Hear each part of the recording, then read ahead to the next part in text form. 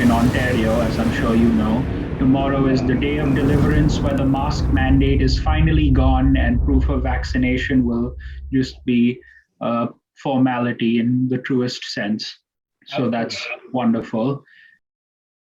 Using this new term called deltacron, which is, Oh, odd.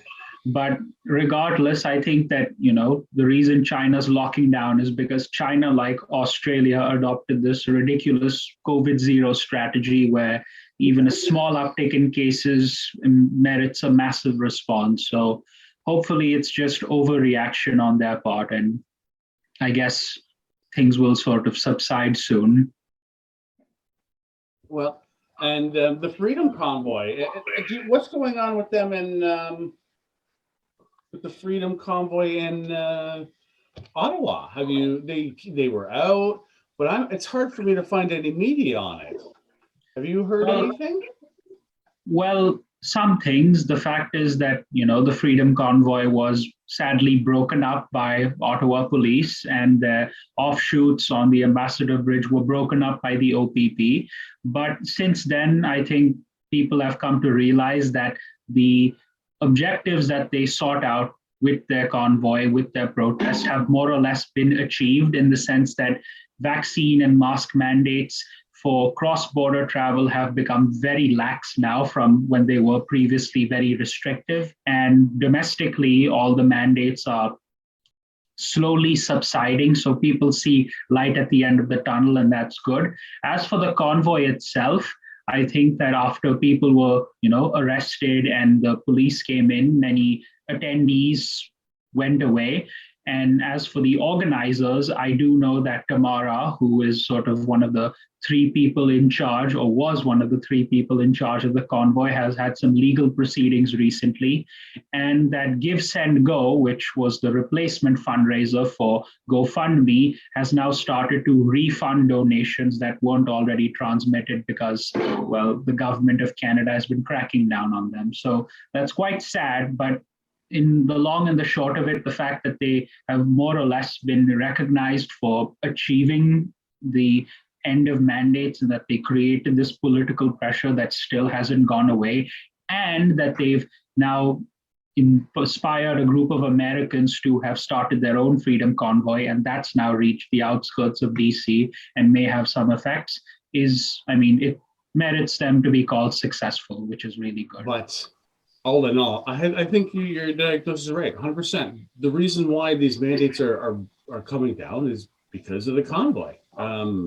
Without it, and now there's this. I keep seeing on Twitter, Taliban. Maybe you know more about this. The Taliban, Timbit Taliban. Sorry, hashtag Timbit Taliban, and it's one of those fake Twitter ones because there's not a lot of comments to it. It's just like 100 people type it at the same. You know how they do that Twitter war thing, and so it's probably liberal run kind of idea, I believe. But it keeps coming up, like at least twice a day. They're doing their Timbit Taliban thing, and a lot of anti-military. I only looked at a couple, and I've seen a lot of anti-military, and I didn't.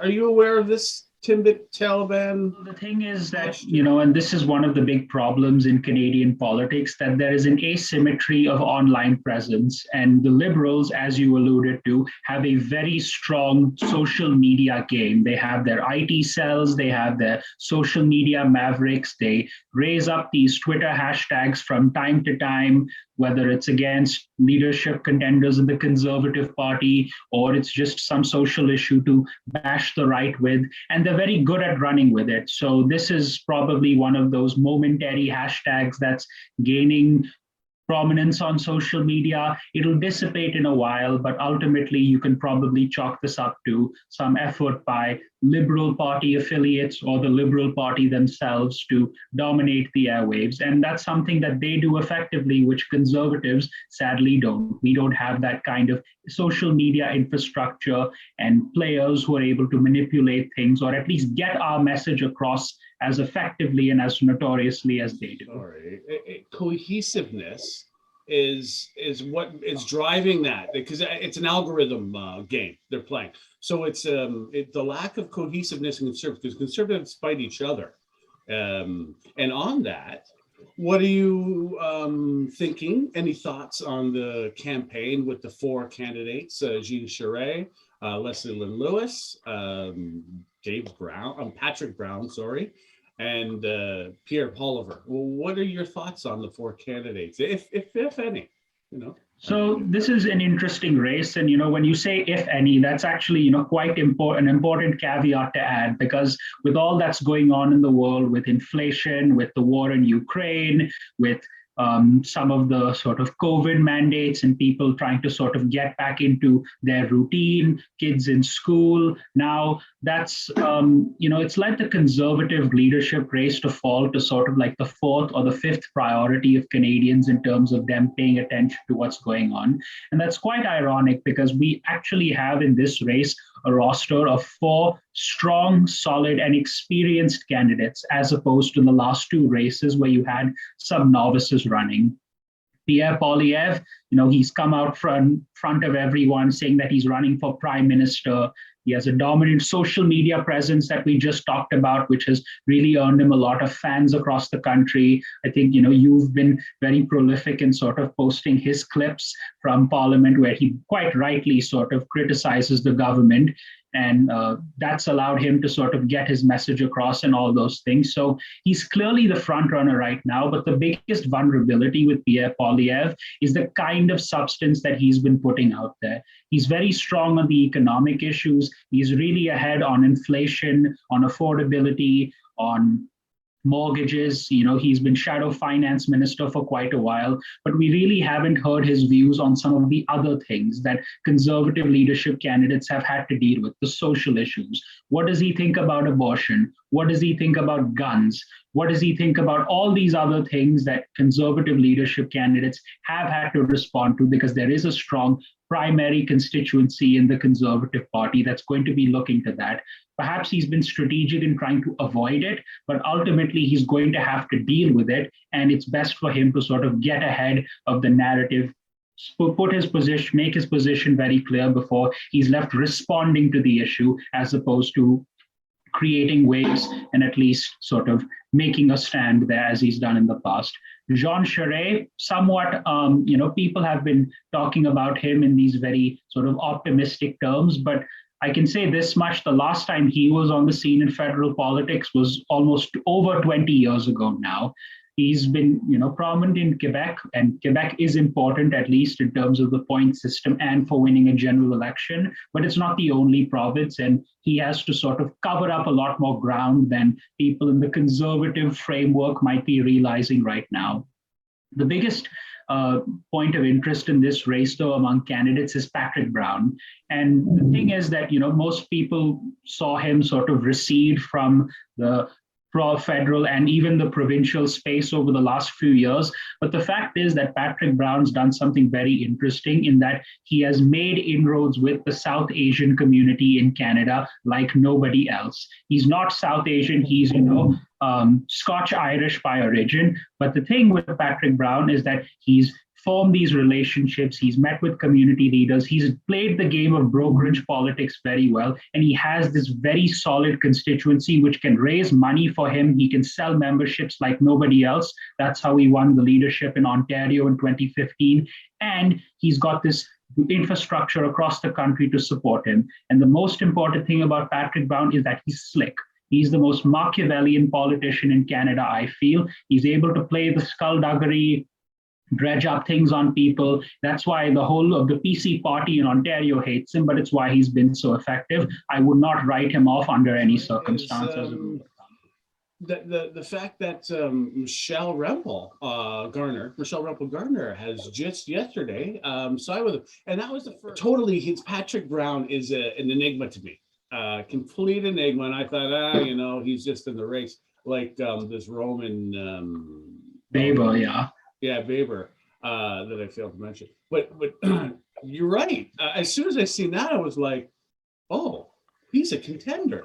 If he's garnering Michelle Rempel Garner, there is something there. So I'm glad that you really think. And he has been having a bit of a Twitter war with Pierre Poliver, which I was watching a bunch of pundits say they don't agree that they should be fighting and battling it out. Well, I think it helps. It does hurt because they will be used. Some of the attacks will be used, but it does help also, right? In my Exactly. opinion, you have to be agile on the attacks and your team. It's about your team being aware. As the last or two leaders Tool ago. or Andrew Scheer. Yes, thank you. Sorry. So Andrew Scheer, forgettable name. See, Andrew Scheer, when he came out, he lost because him and his team, I believe, weren't prepared for an attack of, I will not confirm or, when he said, I will not confirm or deny to media, he just put blood in the water of sharks. Like, they're journalists. You can't give them that as an answer and expect them not to go into a frenzy. I watched them like very docile journalists go in a frenzy in that media, and he wasn't aware of it. He actually, his eyes bugged out. But that was an example of his team wasn't prepared for that fight. And then the fact that he was American, that doesn't matter to me at all. But it should never come out in a race. No, it's not a factor. So Leslie Lynn Lewis, we missed her. Like, she's an outstanding candidate. I like her. I think that if she wins, which I think her chances are slim. I shouldn't say that, but if she wins, I think she's a guaranteed prime minister, in my opinion. But her chances are seem less. And the fights have been with the three I've seen: Jean Charest, Patrick Brown, and Pierre. It seems to be those three are coalescing into a fight, where she seems to be out of that fight. What do you think about her chances, if they are? Well, I would say, I would agree with you that Leslie Lewis on paper is a very prominent candidate, a very strong competitor, immigrant, Black woman. She's a, very qualified lawyer. She's ran in a leadership race before, and even though she did not win it, she came away as a winner, as opposed to sort of, Peter MacKay and Derek Sloan, the other two competitors. So there are things going for her, but the problem with Leslie Lewis is that for all these sort of great qualities on paper, she does not have a team to back things up. Over the last two leadership races, that's more or less been because most of them have gone to some of the stronger candidates. But that kind of national infrastructure to get your message across, to travel across the country, and unfortunately to have some good French tutors as well, that's not really there for Leslie Lewis. I mean, her campaign manager now is Steve Outhouse, the guy who was running Erin O'Toole's sort of leadership office of the leader of the opposition just before he sort of ran into the ground.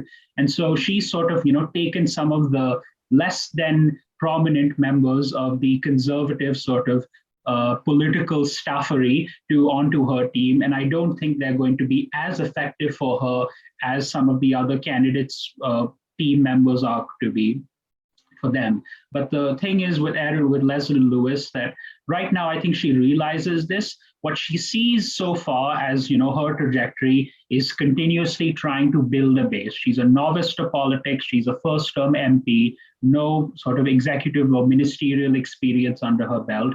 The last leadership race more than anything else, and I guess this second one as well, will be moments for her to get into the national spotlight, to prove that she has the policy chops, the candidate chops, etc. And the next time there's an leadership election, whenever that may be, if presumably Jean Charest or Pierre Poilievre or Patrick Brown loses to Justin Trudeau or whoever the Liberals put up, then Leslie Lewis, I think, is going to have her moment in the spotlight where she'll really be seen as a top contender. So it's slow but steady for Leslie Lewis. I get that. Right, Patrick Brown and Pierre Poilievre, it seems to be they're the front. And are we going to have a debate on this? It's like I haven't seen anything about debate timings, which I believe is what's the most needed in all of this, because debates decide a lot of elections, and a lot of talking engagements. We need talking engagements where people are actually watching in a large mass, not a group of all like-minded members. So thoughts on the debating strategy, and Patrick Brown on debating. I imagine he's pretty good if, like you said, it's skullduggery type of work.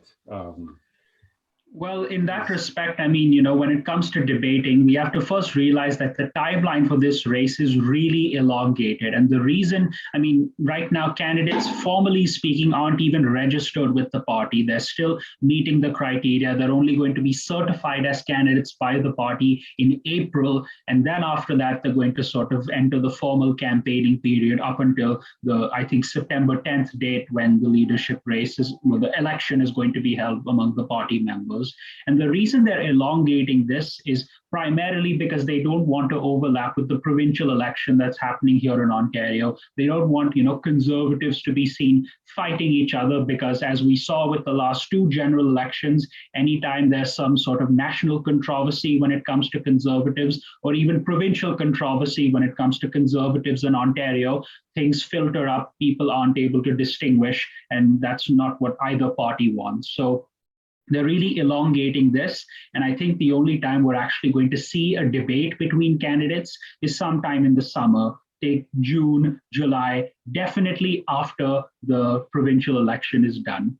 But as for the debating strategies of the candidates, one thing, and with respect to Patrick Brown, he is good at skullduggery, but his skullduggery so far has more or less been in terms of getting information, investigating other candidates, and releasing that into the media, sort of stabbing them in the back effectively. That's what he does well. He knows how to sort of spin the tables, run the media game. As to whether he would be a good rhetorician, as to whether he would be a good debater up against, say, Pierre Poilievre or Jean Charest, two veterans with lots of policy knowledge trying to sort of articulate his vision for Canada or at least to the conservative base for now, forget about in a general election, is a bit dicey because, again, with the exception of Pierre Poilievre, these other two top two candidates, Jean Charest and Patrick Brown, have not been in the national spotlight for a while. Jean Charest he was defeated as the Quebec premier in 2011, and so he's been out of politics for more or less 10 years. And Patrick Brown as well has been sort of he went from federal to provincial and now provincial to municipal, where he's more or less dominated that small speck of land in Brampton. And so they haven't really had much practice.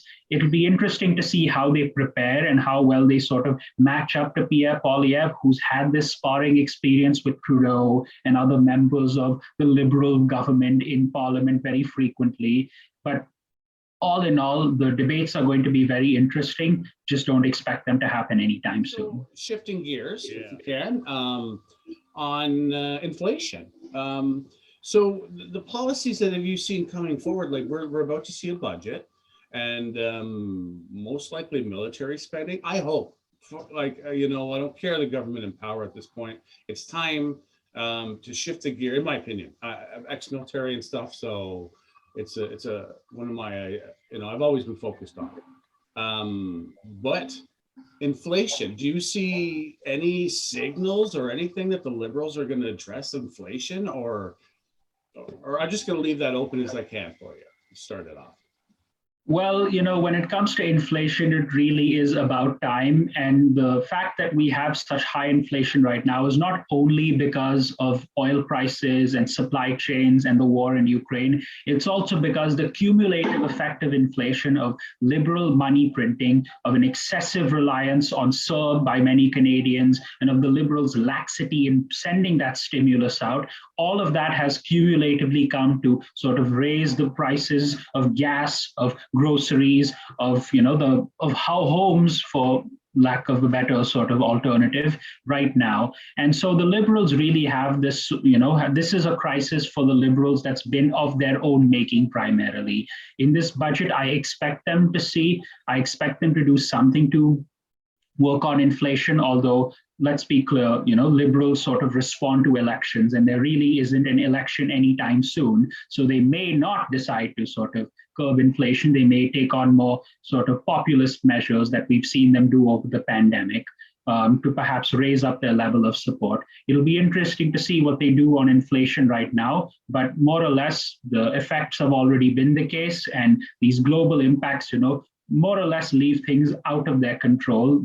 What they can more or less do with the budget is sort of patch things up a bit and maybe contract some of the spending that they've been doing thus far.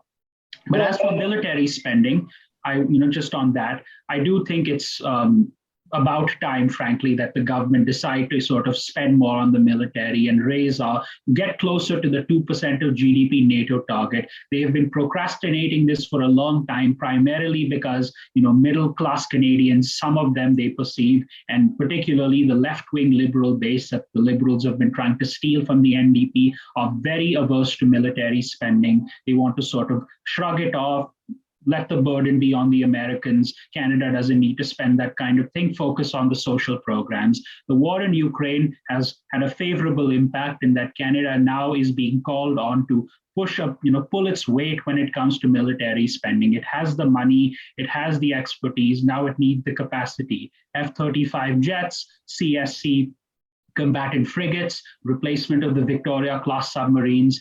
Hopefully the Liberals, think that there is some pull when it comes to, in the context of Ukraine, that they'll be able to increase capacity over there and revamp the crumbling military that Canada has right now. But we'll have to see when the budget comes. There was a study in the States of all the money that was spent, and I don't know who's going to do it here. And it was over 70% of the money, on all these COVID measures went to wealthy people and businesses. And is there a study like Taxpayer Association or something that is doing that same study here in Canada that you're aware of, or your thoughts? Well, I'm sure that there are some studies going on. I don't think they are very popular studies because more or less when you sort of start asking people for their money back, that doesn't sort of go well. And one thing that, CERB has really been criticized for is the fact that it doled out money to people so quickly that the government did not do their due diligence. Normally, when you apply for unemployment insurance benefits, this is pre-pandemic, you would have to sort of contact an agent, there'd be an investigation of your claim, and only then would the funds start flowing. That hasn't happened this time. They were just sending out money, and some people were asked to pay it back, but not others. And frankly, I think the government has more or less written off those bad benefits payments because on one hand, it's cost prohibitive to keep investigating people and do so expansively, especially when there's been, such a huge scale of fraud. And on the other hand, it's not politically viable to do so. I mean, if the thieves are giving you votes, then you might as well, take them when they're coming your way. And that's, I think, the Liberals' calculus on that. So in respect of the wealthy Canadians who received a lot of money, the biggest thing that, the biggest benefit that they got from this whole pandemic, and this is something that Pierre Poilievre has, touched on quite frequently in the House of Commons, is the fact that inflation has given them a huge increase in their net worth in terms of their real property values. They have soared and skyrocketed. And so more than anything else, more than some of the sort of Canada Emergency Business Account payments and sort of the other stimulus, it's this increase in prices that for them has allowed them to make away like that. Wealthy people to keep their infrastructure alive and their businesses alive. And, there was reasons. And the second benefit is the fact that inflation of their assets. So it's been a double hit and there's no plan. And even come from the NDP. NDP I just seen yesterday, the big Twitter feed was tax the rich. It's name shaming and it feels good. What are your, thinking of that? Now we're going to attack certain individuals and raise the taxes for the rich. Is that a plan that actually can work or actually garner enough money? Or maybe I'm wrong on that. I don't think it's going to get much money. So I think the answer to all of those questions is no. No, that the Liberals are not going to tax the rich. No, even if they did, it's not going to work. And no, it would not be popular either. The fact is that the NDP has now sort of disintegrated into just this sort of outfit that releases left-wing propaganda for a very small and even, increasingly shrinking base of people who, continue to be drawn to Jagmeet Singh's message. The Liberals have more or less captured the NDP in all but name. There was lots of talk about merging the parties. For all practical purposes, Trudeau's been able to merge the parties now without any of the consequences. And so the NDP can sort of continue to speak about what, say whatever it wants, but taxing the rich, in fact, raising taxes of any kind when there is high inflation is probably not going to make a lot of economic sense. And it's not going to be popular either, because when taxes are raised, businesses always just pass on the cost to consumers. Now, especially with the sort of increase in prices right now, that's a double whammy for consumers that they're not going to tolerate at all. And even when it comes to taxing the rich, I mean, Canada can't really afford that right now. Even before the pandemic, long-term trends, the IMF sort of in its annual competitiveness reports of all the countries that it evaluates, has been telling Canada for years that it needs to become more competitive. It needs to be a more business-friendly environment. It needs to get rid of sort of this red tape, taxes, high taxes, and regulations. And so if the government doesn't do that, then then goes in the other direction by raising taxes, then it's just going to make a bad economic situation worse. So I don't think it's going to happen. On the budget, this is the last question, I guess I'll give, because we've been on for time. What do you think? Should we expect from the liberal budget coming this week, and of course reaction from the Conservatives? Never mind everyone else. So I think that, when it comes to the budget, we can probably expect to see, two key things. One is the fact that they're going to sort of retrench some of their expansive spending that they were doing over the pandemic. They're going to set those budgetary levels, somewhat lower. They're probably going to trim some of the base that they've been, adding on to many of their government departments. Public health, you can expect to see a retrenchment of that. When during the pandemic, it was getting a lot of investment, a lot of spending, for COVID measures, obviously. In terms of military spending, again, we discussed that it's, a bit dicey. More or less, I was optimistic about seeing some increased capacity, but probably it'll just be some, cosmetic measures. The biggest thing, though, that the government of Canada, and this is, through their coordination with the Bank of Canada, is probably going to be doing, is to stop the sort of modern monetary theory style of bond buybacks, which have, allowed for the constant increase of sort of credit into the Canadian economy. The government of Canada is going to stop issuing public bonds that the Bank of Canada continues to keep buying. And so that's what's going to sort of really take away that base of inflation, which for the purposes of raising credit during the pandemic was introduced, but now is just turning out to be more harmful than good. And moreover, I think, as a corollary to the budget, you're going to see the Bank of Canada perhaps move towards a more contractionary position of maybe raising interest rates as opposed to beyond what they've done already. Because again, the time now in order to reduce inflation is to reduce the sort of credit that's in the economy. And I think that's what you're going to see the government doing, the Bank of Canada doing, and it's that dual push that's going to sort of be their response to inflation. Whether it works or not is a different question, and more or less, because the factors driving inflation right now are these global events that the government of Canada has really no control over, because, in part, it's not been very involved in the world over the last few years. It doesn't have the capacity to influence things in a more strategic direction. It remains to be seen. Mr. Singh, thanks for coming on, and I have some heavy editing to do, and hopefully we can do this again maybe next week. Is that a possibility? Well, David, it's always a pleasure speaking with you, and yeah, of course, I'd be happy to sort of speak with you again anytime. Next week, send me a date and I'll be ready. Outstanding, and thank you for your answers. Very informative. Again, Mr. Singh, and we'll have the intro, and have a good day.